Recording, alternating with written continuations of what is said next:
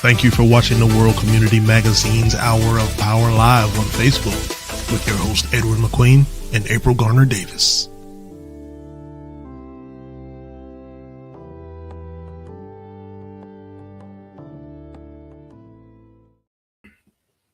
Wow.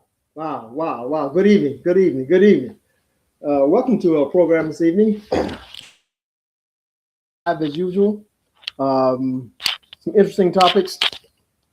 Very interesting one that we should all be enamored in today, up until November, and probably after November. And you all know what that is. You can just read the topic that we have. Believe it or not, your vote does count now more than ever. Couldn't have been a more true statement. I hope you agree with that, April. And I'm sorry, I didn't say, but welcome to WCM Live, and I'm your host, and April, of course, April Garner Davis is co-host today, as usual, and I'm certainly glad that she's on board. Glad she's on board. So, April, we were talking previously about the crucial scenario that existed and the upcoming I call it event, but it's more or less of a tragedy than anything else. And it is the vote that's going to be taking place at the South Carolina state. I mean, it's in the South Carolina voting and legislature. Okay, I'm talking about the redistricting. Yeah, we're not talking about redistricting tonight. That's inside of this. Yeah. But I wanted to bring that up. Just to let people know the importance of voting. Okay, Brother Edward, let me let you know you are bouncing in and out, and I know you were having an internet outage situation, so you are bouncing in and out. On this end. Yeah, but it keeps bouncing in and out. That's what we're seeing. So just wanted to let you know that. Yeah. Okay. Why don't you take a hold of it from at this point? Okay. And, okay. All right. Okay. So first of all, thank you all for joining us tonight. We really do appreciate your support and your presence here as always. And we are WCM Live, community news show. Tonight we have a very special guest with us, Ms. Sandy Martin, who is the director of voter registration and elections board for Horry County. And she is going to be with us tonight to talk about the importance of voting, but also to just kind of add some clarity to the process of voting in Horry County and what you need to know about your voter precincts, the early voting sites, anything that is related to your voting experience tonight. And so without further ado, we're going to bring on Ms. Martin, who has been so patient with us tonight. We really do appreciate you, Sandy. How are you doing? I'm good. How about you? And thank you for having me. Yes, thank you so much. Needless to say, it is an incredibly busy time for you this year, I am sure. Can't even imagine. So we do appreciate you taking a few moments to talk to us and to our viewing audience about our topic tonight, which is, believe it or not, your vote does count now more than ever. Before we get into it, Miss Sandy, why don't you tell our viewing audience a little bit about yourself? How long have you been with voter registration and elections? Oh, goodness. You're going to make me tell how old I am here. We're sure you started when you were 5. We're sure. Yeah, there you go. That sounds good. I started in 1984, right out of college. So I've been there 42 years. Wow. I've seen a lot of changes. Some good, some not so good, but it's been an adventure. 42 years. Wow. That is absolutely amazing. So Brother Edward, needs to say she's seen it come and go, literally. In terms of our running joke is that when I first started, when we gave out supplies for our precincts on election day, we put them in Piggly Wiggly bags. So you know how long ago that's been. But we graduated to black nylon rolling bags now, so we've moved up in the world. You're a little fancy now, or fancier, yes, but I don't know what's fancier than a Piggly Wiggly bag, because I sure do miss Piggly Wiggly. I do. I've been here a long time. I've seen a lot of changes, a lot of things. The processes are a lot better now. Voting is a lot easier now. So is it's been a change. Well, Miss Sandy, let's start with just talking about let's talk about voting in general. And people are feeling I guess some kind of way, for lack of a better way to put it, about the voting process, elections, whether or not their votes matter or even count.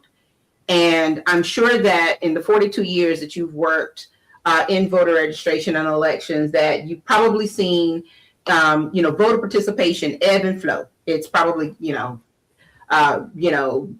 with our last election, it was down the street and around the bend. And then there are days when, nobody is showing up to vote. And I think that we all know that that is rooted in whether or not people see the importance of voting in our local elections, state elections, and of course our national elections. And so before we start talking about the actual processes and all they need to know about early voting and the sites and all of that, give us just your thoughts on why it's important now more than ever to exercise your right to vote and to, show up, whether it's with early voting if you have to, or, during the time of the midterms or general elections. Why is it important to make sure you're exercising your right to vote? Well, this is our one most important freedom. We get to, express our opinions on election day. We get to pick the people that are going to represent us and make choices for us. So, it's very important in a primary, especially. In years past, a lot of races have been determined during a primary. We're fortunate this year we have a lot of candidates for our November election, but a lot of times races are determined in a primary and people just don't turn out to vote in a primary like they do a general election. Typically the turnout's very low in a primary, which is very disheartening for us because we do the same amount of work whether all 100% turn out or whether 5% turn out, because we don't know what's going to turn out. So, when we don't have anybody to show up to vote and we have, a 5% turnout or 10% turnout, it's very disheartening, honestly. Yeah, I can imagine that. And, usually that turnout is impacted by a number of different factors, including just access, which is, a primary factor. And when I say access, it could be something as simple as access to transportation.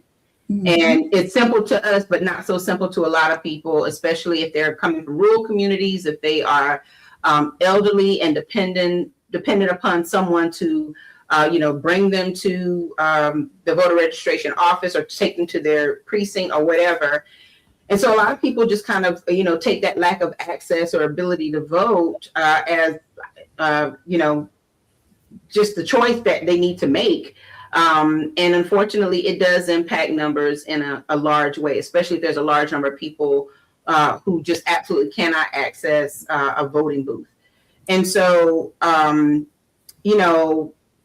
you give us an idea of some things that have been done in Horry County to make sure that anyone who is a registered voter has the access to vote? At least, in terms of like sites and, coming to the voter registration office or wherever the ballot drops take place. Can you tell us a little bit about that? Well, we do have absentee voting. That's for anybody that has a handicap, or if you're over 65, or if you're going to be working, student.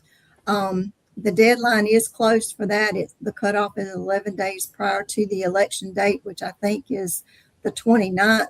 So we have to have the application back in the office by then. But that's an option for a lot of people. If you can't get out, you could do it through the mail. We have 124 sites, precincts around the county. Typically, you should be registered in one that's fairly close to you. Plus, we have early voting. We have 7 locations, which is the maximum number we can have. We tried to space them all around the county so that everybody would have access, to an early voting location. So you can do that as well for 2 weeks prior to the election. And Ms. Sandy, what is the difference between absentee voting and early voting? Absentee is through the mail. Early, you have to go in person. Okay. So which one is in jeopardy now of not occurring anymore? Which one? I know that I don't, the are you national. talking about the congressional lines? Yes.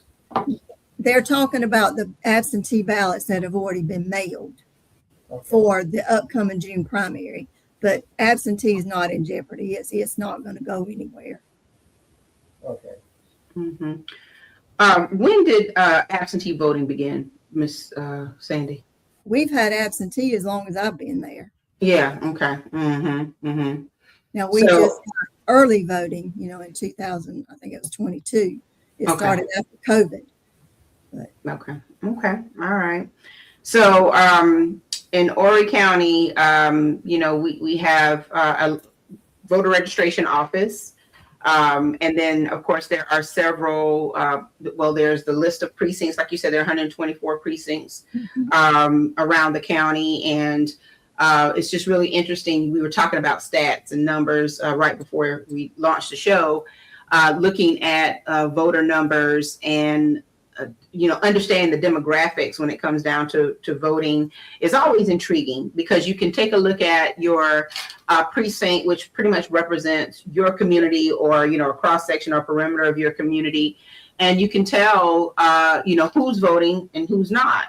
And so as people begin to educate themselves on even the stats, I think that that's one of the pieces that should help people to understand why it's important to make sure that you are showing up to vote on election day, or you are, practicing absentee or early voting. Because if you don't vote, then your communities are not represented. And and so even from that standpoint, I think that there's things that have always been perceived as challenges in our communities when it comes down to making sure that registration integrity is in place, that voting integrity is in place. And so with this upcoming election, or the upcoming elections, do you foresee there being any issues or anything that voters need to be aware of, or is Horry County ready to go? And Well, we're in the process of getting ready to go. In the process. I don't know of any problems. Like I say, all our precincts are going to be open. We're in the process of getting them staffed now. If any listeners, would be interested in being poll workers, we're always looking for new poll workers. You can just call the office. There is paperwork that has to be filled out every time, but we're always in need of good workers. I do encourage voters to check their registrations now to make sure that your information is correct on your card. Know where your precinct is, know where you need to go election day or early vote. Familiarize yourself with what's going to be on the ballot so that you're prepared when you get to the precinct election day, and you shouldn't have any issues. You can go actually on scvotes.gov and put in your information, and you can pull up your registration there, check it. And you can also get a sample ballot there as well. There's a wealth of information on that website. All the statistics for all the prior elections are there as well. Any rules and regulations pertaining to elections, all that's there. You can find pretty much anything pertaining to elections on that website. Mm-hmm. Sandy, what is the number that they can call if they're interested in being an election poll worker? It's 843-915-5440. Okay, I'm going to put that on the screen for anyone who may be interested in participating. And this is a really good way also to see the election process. From start to finish. And, one of the things that I used to enjoy about, voting in Race Path was going there to see the dedicated election poll workers year in and year out, or election in and election out. That always made me feel comfortable, because I'm like, yeah, they, pretty much had the same poll workers. It's kind of like, where community meets. And it was always a good feeling to see everyone come and get their I voted stickers as well. Mm-hmm. Yeah. If you So want to see some of our poll workers get stirred up, tell them that, we're not going to let them work in their home precinct where they can't see all their family and their friends on election day. Yeah, I'm sure they would have a problem with that. Yeah, they want to represent their community, and it's definitely that civic duty and just a sense of community that is created during that time. You were talking about scvotes.gov, and earlier we were talking about how people can access the sample ballot so that they will know who is who the candidates are, and you made a point that it really depends on where you live. So you got to make sure that when you go to that site that you're accessing the right area, the right county, as a matter of fact, in order to get your list of candidates. And so I'm going to as well put that banner up so that if you are interested and you want to learn more about the candidates, see who's running, go to scvotes.gov. Are there any special issues or anything? I know that we're coming up with the primaries and all that, but are there any special issues that that we need to be made aware of as far as things that people need to think about that they will have to vote on in November? It's just, the regular candidates, but there is on the Republican ballot, they have 2 questions on their ballot that the Democrat ballot does not have. And typically when they do that, we get some complaints because, some on the other side, the Democrat side, want to know why, they're not voting on the same questions, but that's actually a party issue. That's nothing that my office handles. So, but there is 2 questions on the Republican ballot that there is not on the Democrat ballot. Mm-hmm. And so that kind of leads me to one of the questions that I know people always, seem to ask, or that they, want more information about. If can you vote based on whatever party in the primary, and then switch your vote when it's time for the general or midterm election? Well, we don't register by party in South Carolina, so when you go in to vote on a primary election, they're going to ask you, in which party's primary do you wish to vote today? So that's when you have to declare a party, and that's the main reason we think that people don't vote on primary election day, because they don't want to tell you for some reason. That's our biggest complaint. A lot of times when people come in to vote early, they're like, it's not really any of your business how I want to vote.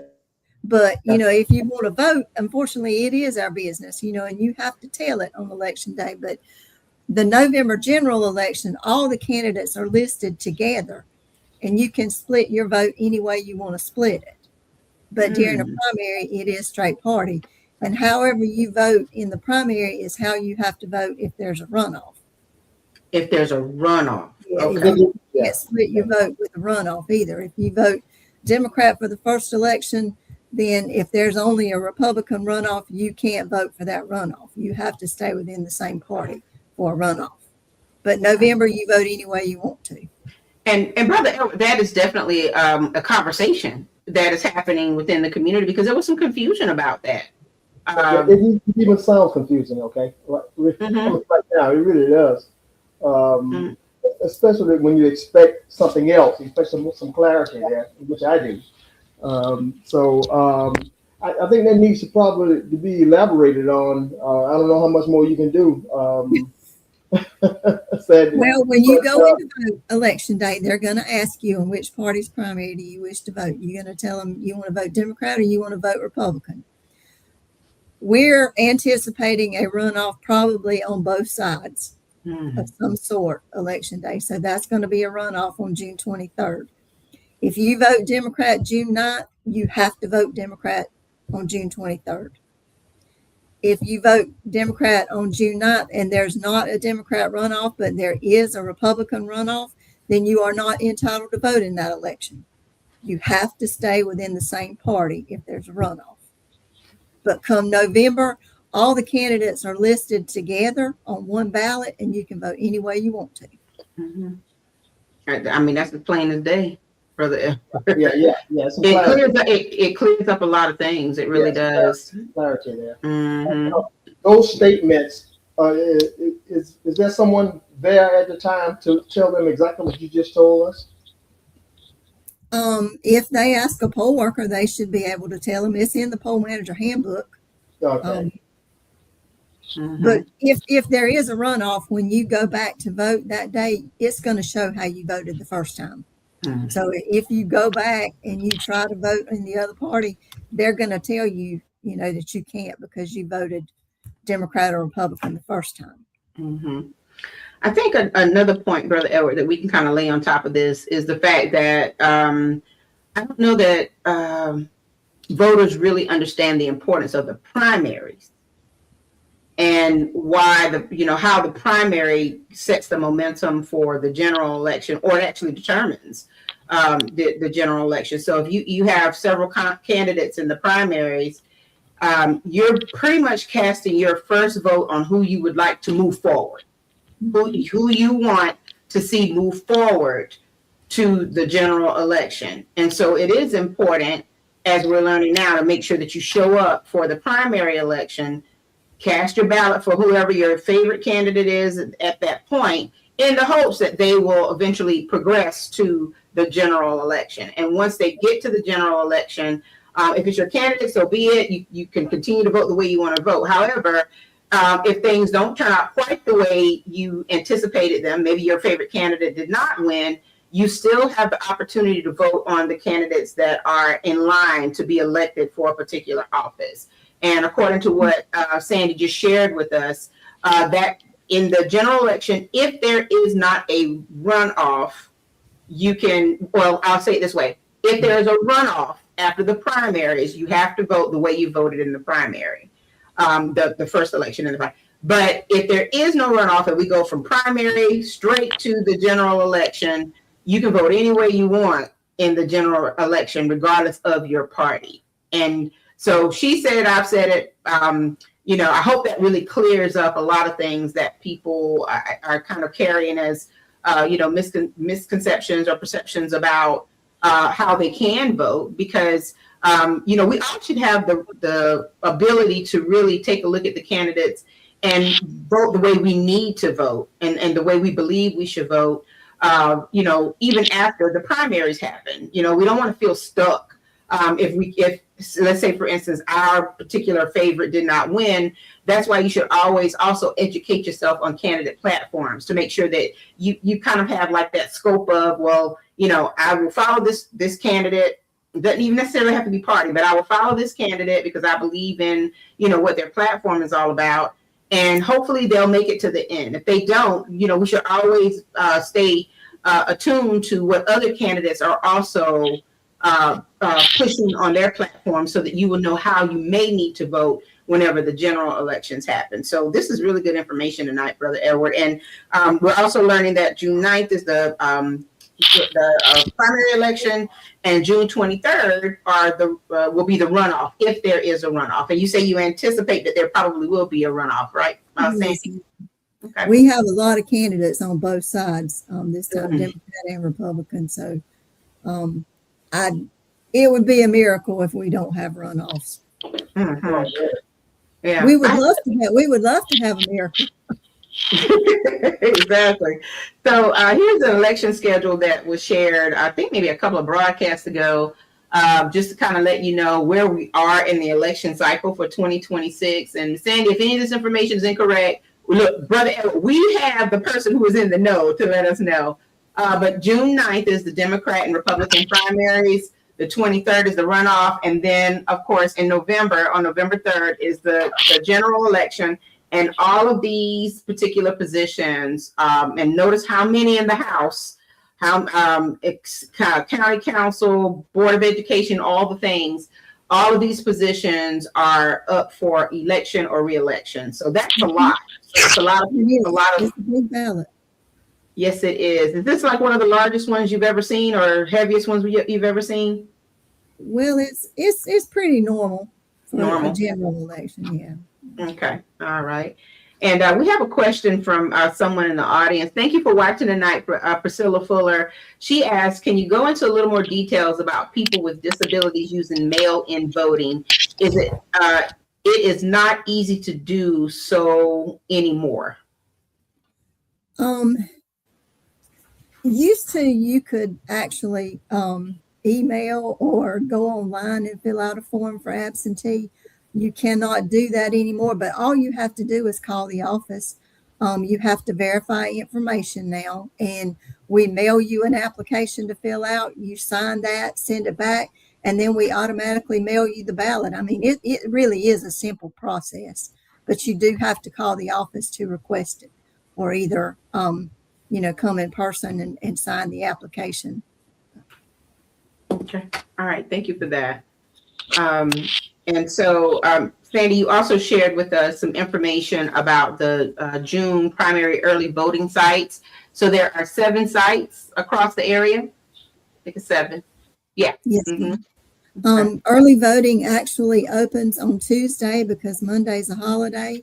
It starts from 8:30 to 5. We have the 7 locations that are located all around the county. We tried to put one in every area so that, we could serve all the voters of the county, not just one particular area. But you can actually go to any one that you want to. You don't have to go to one just because you live close to it. You can go to any of the 7. So if you worked at the beach, you could go to the site at the beach any of those days that voting is available and vote there. Early voting has really taken off. It's been very popular so far. Yeah. It seems to work out really well, and it has made election day a lot easier because it's, alleviates some of the long lines that we have on election day. So it's worked out really well. Brother Edward, there's something scraping against your microphone whenever you move. Just want to let you know that. Yeah. Okay. Yes. And that's great information, Sandy. Tim McCree, go ahead. It's May 26th through June the 5th. I don't know if I said that or not, but May 26th through June 5th. Before the election. Okay. All right. And I'll be sure to put that on the screen as well. Tim McCree asked, what if I'm not with any party? Is that pretty much just an individual choice as far as whether or not they want to vote in the Democrat and Republican primaries, even if they're not with a party? We're not, nobody's registered by party in South Carolina. Okay. So, I mean, it's your choice. You can go in, you can vote Democrat, you can vote Republican, or, some people say I'm an independent. Well, the only primaries we have are Democrat and Republican. So if you want to vote on primary day, you got to pick one or the other. Mm-hmm, mm-hmm. So are we working on that? By the way, because I'm almost convinced that you have a significant number of independents wanting to vote. So what do you do about that? You pick one or the other party. The only parties that we have primaries for are Democrat and Republican. Okay. And then I think she made the point that even if you're voting Democrat or Republican in the primaries, in the general election, you can vote any way you want. Yeah, you're right. not, even though you vote in the primary, you're not bound to either party because you're not registered by. Yeah. You're not a registered by party. Registered Democrat. So. Mm-hmm. Mm-hmm. Yeah, but I think that was a good question because people who are, not a part of or who are not identifying as Democrat or Republican also believe that they can't vote in the primary. They shouldn't vote in the primary. And really, if they do have a candidate or, there's somebody that they want to support, they actually can. But to Ms. Sandy made the point earlier for those of you who are just joining us, however you vote on June the 9th, if there is a runoff on June 23rd, that is how you have to vote. So if you vote Democrat, Republican, if there's a runoff June 23rd, you have to vote either way, Democrat or Republican. However, when we get to the general election, no matter how you voted in the primaries or the runoff, you can vote however you want in the general election. Right. And that's a lot to process, and that's why you have time to think about it. And you should have until next Tuesday if you want to do early voting. But because early voting is May 26th through June the 5th, but the primaries are June 9th. So you have some time to really find out about the candidates and to understand, what your strategy is for voting for a candidate. For those of you who are joining us too, she mentioned that scvotes.gov is the place where you can visit to get a sample ballot to find out who's running for office. And then once you get that information, make sure you do your research, dig into what the platforms are all about so that you can make an informed decision when you're at the polls. And of course, just want to go back to, voting integrity, election integrity. No poll worker is going to tell you how to vote, right, Ms. Sandy? No, nobody. They better not. Exactly. We preach to them that they have to be impartial when they work election day. That's a requirement. I know you said you've been there a number of years. I got a number, but I think you said 42 years, something like that. Yes, sir. So have you? Can you recall any encountering of harassment by two poll workers? By other individuals who are not poll workers? Has there ever been an issue? That's not been an issue that I'm aware of. I mean, we always have some, or occasionally we have some disgruntled voters that want to fuss a little bit with a poll worker, but typically they can handle it. If they can't, all they have to do is call 911. There's resources available. So but typically that's not an issue here.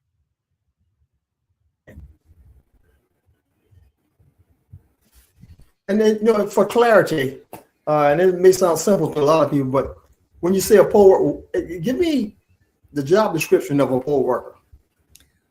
A poll worker, we have clerks and we have poll worker. The clerk is the person who is in charge of the precinct. They pick up the information and they bring it back to us on election night, and they're in charge of the workers on election day at that particular precinct. The workers, they're there to check in voters, assist voters, work the voting machines. They do anything, pertaining to the election. That's what they're there for, to, process voters and keep the process moving smoothly. Okay. They're working for us election day. Yeah. Okay. Oh, okay. Okay. There's another question that's come up. Can anyone drop off a ballot for absentee ballots at the election office? I have a nephew who is disabled, and there are additional things you have to sign. There is an authorization to return form that you have to have in order to drop somebody else's ballot off. And how could they access that form? Do they need to come out of voter registration office to get it, or is it online? It should have been mailed out with their absentee ballot, but if it's not in there, they can call us and we can email them one or fax them one. Okay. Get it to them. So, Sandy, you have to request an absentee ballot. The voter has to request. Yes, ma'am. You have to request an absentee ballot from our office. Okay. Because the applications are numbered. We keep up with how many we have, when they're returned, when they go out, when they come back, who brings them back. All that's information we keep up with. It does have to be, requested through my office. All right. That's good information, Brother Edward. Yeah, absolutely. I mean, to some people, it sounds simple, some of the questions and some of the feedback, but we may be undercounting those people who look at that as very, very important information, and the first time they've heard of it. I mean, you can have a lot of cases like that. So, unfortunately, our absentee sometimes gets a bad rap because there are a lot of states that automatically mail ballots out to every voter in their state. That's not something we do in South Carolina. I know I've heard instances where ballots were mailed out and voters might have got, several ballots each, but that's not the way we do it. You call in and request a ballot. We send you the application. When you send that application back, it's clocked in as received. We note it in the in our voter system. Once that happens, then that ballot is eligible to be mailed a ballot. When that ballot comes back, it's clocked in, it's time stamped. We know who sent it back, how it come back. We keep a record of it. So, okay, so a simple question. This is probably simple to a lot of people, and you may have answered it earlier. Our military, when they're overseas, maybe or way out of the country, how does that work? Now, is that considered an absentee? That is, the military is different. It is considered absentee, but they're actually eligible for, they can do their ballots online. They can vote online. Really? We email them a link to vote online, and it goes through a company that the state uses that, everything is secure. So, Sandy, do you foresee the election process or voting process, more importantly, ever going full electronic like that? Probably not while I'm there, but I don't know. I really don't know how to answer that. A lot of people would love to see that. It could probably save a lot of money, but I don't know if that'll ever happen. So, Sandy, have you been briefed? You or your co-workers have been briefed on the impact of AI, and what are some of the impacts, if there are any? No, not really. Not that I'm aware of. How would AI impact it, brother? What do you kind of foresee there being? I don't know. Yeah, and nothing in particular, but it's her arena. So, if in a lot of corporations, they would bring in a contracted personnel to come in and say, this is how what you're going to be doing with AI and blah blah blah. So if you all didn't have to go through that, obviously. No, okay, so we're not. So still status quo. Okay. Right. And it's probably good. AI could. Yeah, now you have me wondering how it will come into play. Yeah, that's right. If at all, but I guess when it comes down to like voter integrity, I imagine that the system that the military has to use in order to cast their vote is probably highly secure and it's subject to verification, just like every other ballot that is turned in, and so. Maybe we are, years down the road when it comes down to that part. At least we know that there's a model out there that's tested with the military. But for the most part, it's still the traditional. You go to your precinct, you cast your ballot, and you get a sticker and maybe a hot fish afterwards, brother. And that sticker is very important. Exactly, the sticker is very important.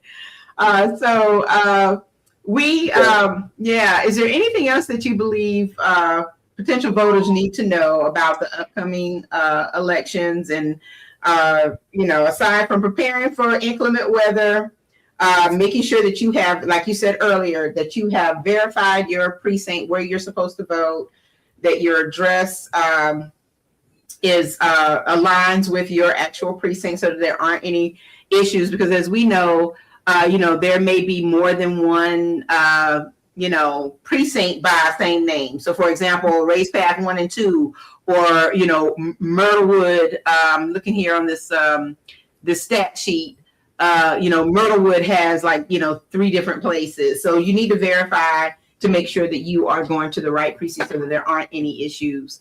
Well, it's on your voting card and it tells you where to go. But also, if you go to SC Votes, there's a link on there. When you check your precinct, it'll even give you directions how to get there. Mm-hmm. So that sounds good. That sounds good. The only other thing maybe is just remember that you do need a photo ID when you go to vote. Make sure you have that. And that's not been an issue here. So, I mean, most everybody has a photo ID. If you don't, we give out photo IDs at the office if somebody needs.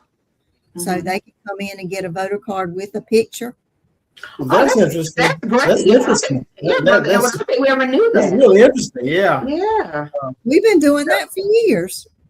Sandy, you'd be surprised at what people don't know. That's why we're having this show, right? That is great information. Yeah, a lot of people get one just because they want one, but as long as you got a driver's license, you don't really need it. But I mean, if you want one, we give them out. I mean, we have them. All you need to do is come in and take a picture. I have just one other question for you. When it comes down to voters who live in more rural areas, what are some of their challenges in terms of voting in these elections? Do you think that their challenges are a little bit more prevalent than people who, live, more in the city limits or, closer to their precincts? There's always the conversation about whether or not people in rural areas have the same types of access or issues that others have when it comes down to things like elections. So, and if so, if there are any issues, how does voter registration deal with those things? The only one that we really heard is, a lot of times, like you said before, people don't have a way, the elderly a lot of times.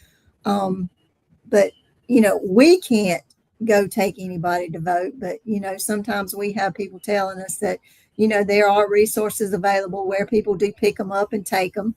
But I think that's probably the biggest issue with rural areas. Most of our precincts, we do have locations that are within it, but especially with the country precincts, a lot of times the precincts are further away from a lot of people. So that sometimes that is an issue. Okay. All right. Well, I'm going to share some information one more time before we call it a night. And Sandy, it has been a pleasure having you on the show with us to talk about the upcoming elections and, what people need to know. And again, your vote does count, your vote, your voice. So you got to make sure, especially now with all the things that are just kind of impacting our ability to vote and to be informed and voter integrity and all the things, just stay educated, stay informed, follow what's happening in current events so that you'll know if there are going to be any significant changes. And I'm sure if there are changes to the election process or, how we are asked to cast our votes or required to cast our votes, the voter registration office will be able to disseminate that kind of information to the public so that we'll know. But again, primary early voting, early vote sites, there are 7. And is it my understanding that there can only be 7 across the county? Is that like a law or rule or something? That's the maximum number we can have. Maximum number you can have. So there are early vote sites in Aner, the Carolina Forest area, at the Horry Georgetown Technical College Business Center in Myrtle Beach, the Loris Public Safety Building, and North Strand and South Strand Recreation Centers, and of course, in beautiful downtown Conway, voter registration and elections office on 4th Avenue. So if you are looking to early vote, which begins on this coming Tuesday, May 26th, and takes place until June the 5th, here is where you can go to cast your vote. Now, these early voting sites, you don't have to worry about precincts when it comes to the early vote sites. Am I correct? That's correct. You can go to any of the 7 locations. Awesome. Okay. And then Wow. So go ahead. Yeah. So can you go back to that screen again, April, please? This one, I think I heard this from a lot of people about the Crabtree Lane. That's actually in Market Commons. I just want to make some clarity there. Okay, so for our viewers, Crabtree. It's the business It's the business and conference center on the Horry Georgetown Technical College campus. Business and conference center is right in front of the Culinary Institute. Yeah, it's in Market Commons. Yeah. Okay. All right, and then of course we have again a schedule that we shared a few minutes ago. So right now we are approaching the primaries with our early voting beginning on May the 26th until June 5th, and then the actual primaries will take place on June 9th. And this is Democrat and Republican. Again, you do not have to be Democrat or Republican, but if you support a Democrat or Republican candidate, you are more than welcome. It's your choice to vote in the primaries. If there is a runoff from those primaries, the runoff will happen June 23rd. And if not, then the next time we will vote will be for the November general elections on November the 3rd. And in that election, you don't have to worry about your party. You can vote however you like. So this has been some fantastic information. And yeah, we certainly do appreciate you being with us tonight, Miss Sandy. And is there anybody going to give a special shout out to? Your voter registration team. I do. Give a shout out to my team. I have a super team at work. My girls work hard. You know, we try to do our very best, and you know, we can't please everybody, but they work hard, and we try to live by that motto that every vote matters and every vote counts. Mm-hmm. Absolutely. Well, we certainly appreciate you being here tonight. And if there are any new developments after all this going on in Columbia, we'll certainly have you back to discuss anything if there should be a shift in what we need to do in terms of the upcoming election. So thank you, Miss Sandy. Brother Edward, do you have anything else you want to say to her? No, I'm just glad that she's coming to clarify some things and you know, put forth this information that a lot of people look at as just not uncommon, but unnecessary. Or lack of a better word. I'm glad she's here to kind of like share with us that type of information, and she seemed enthused about coming here, so that makes it even better. Well, I would hope she enjoys it. She's done it for 42 years. 42 years is a long time to, you know, make sure that the voting process is. Oh my goodness gracious! But thank you so much, and give our best to your team, and we appreciate you being here with us tonight. Thank you. Thank you. Have a good evening. You too, Brother Edward. It was really nice to have her here to talk about some election need to know information and voting need to know information, and you know, we're going to follow developments closely. Of course, we didn't get into what's going on in Columbia with the talks about redistricting and, you know, the debates that are going on, as you said earlier, you know, and, you know, everybody's watching. And even before the show, you know, we kind of chatted about it just for 2 seconds to say, you know what, we don't know more than anybody else knows. If you've been watching, you've seen there's a lot going on, and so much to just, you know, to make heads or tails of. But for the most part, we'll stay tuned to that, Brother Edward, and we might be able to share some information a little bit later, or maybe even have a conversation about it once they finally decide what it is that they want to do. Absolutely. It's a lot, but it is what it is. So yeah. So April, we had we wanted to interject some information from Mr. Steve Williams of Georgetown. About an unveiling of a statue this on the 28th. Mm-hmm. And somehow he got disconnected, I guess, and he was going to give us some background on it. I think it's a statue, an unveiling statue of a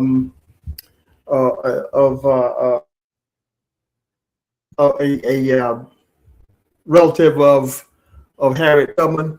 And I'm just apologize for not being able to connect with him right now. But it's going to be interesting. And it's on the 28th, I believe. So we got time. Maybe on this coming Tuesday, the next Tuesday, we can share that with our audience. But it's going to be something that's really historic. You know, Georgetown is you know, really coming around to some of the things, more historic things, especially in arena. And I just want to commend Brother Steve Williams on that. He's going to, you know, he invited us down to witness that, and I'm prepared to, you know, to do that. So again, we were unable to connect with him, but certainly want to make sure that everyone's on board with that. Okay. Okay, that sounds good.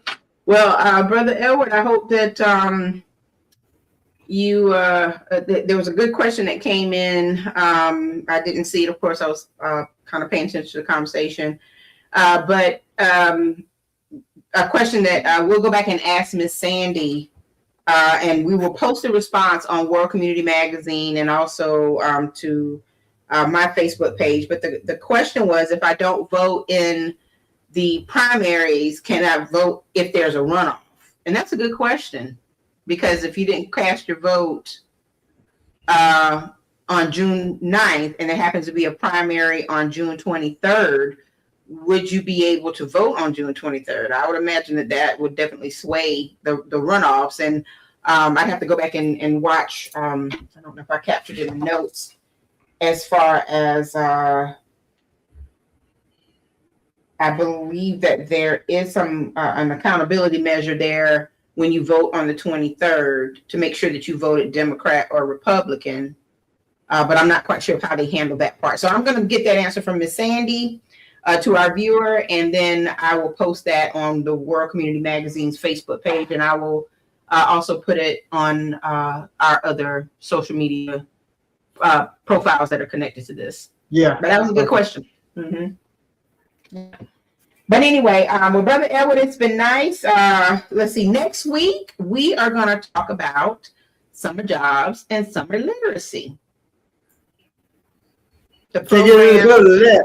Can't get any better than that. Yeah, the programs are coming back, and we are gearing up, getting ready to launch it really soon. We're not going to reveal any information until next week. So if you have some young people ages 14 to 18 who are high school students, entering high school or high school students, and they are interested in our summer exploration class that we hosted for the first time last year as an employability course. But of course, summer jobs has been going on for how many years, Brother Edward? How long have you been doing this?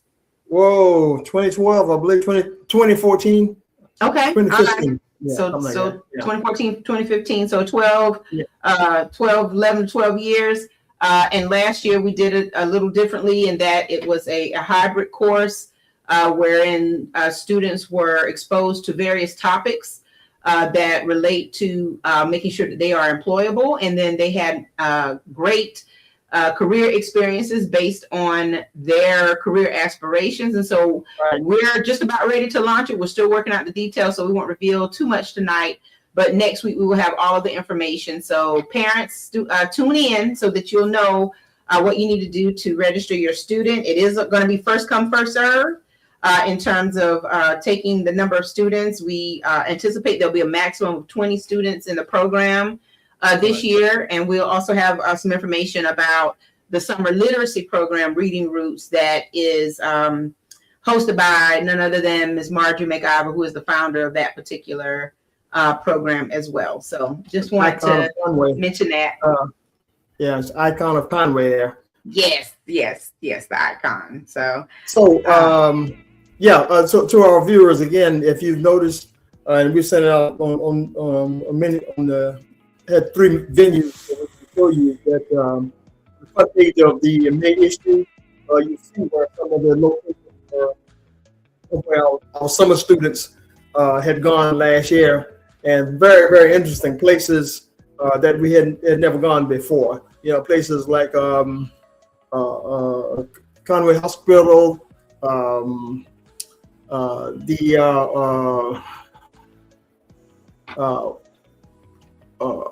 you call it thing,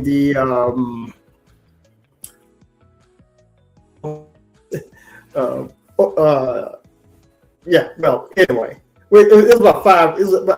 One was the veteran, the Horry County veterinary place, April. So you're talking about Lawrence Animal Hospital?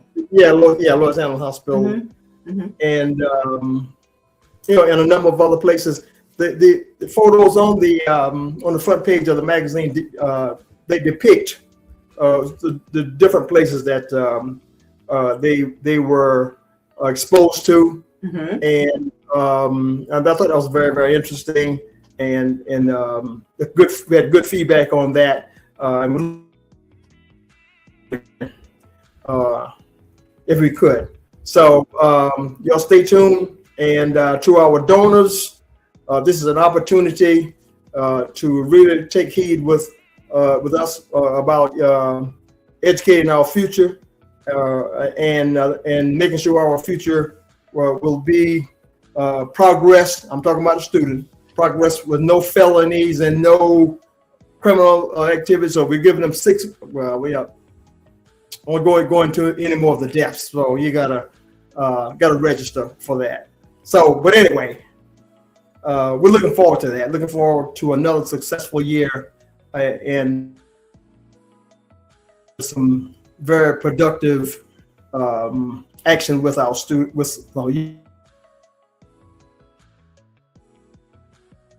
Brother, your internet is still bouncing in and out, so I'm gonna go ahead. Yeah, okay. Sorry. Yeah. Yes, yeah. 20 students, yeah. Yes. So as Priscilla Fuller says, first of all, thank you, Priscilla, for your input tonight. We really appreciate it. You, Tim McCray, any one of you who posted questions or comments, we appreciate you.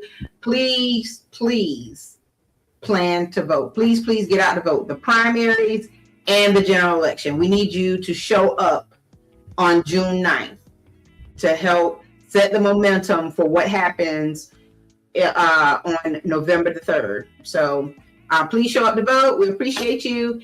And as always, thank you for your support. We'll see you same time next week, same bat channel as we always say. So everyone have a great weekend. Oh, it is Memorial Weekend.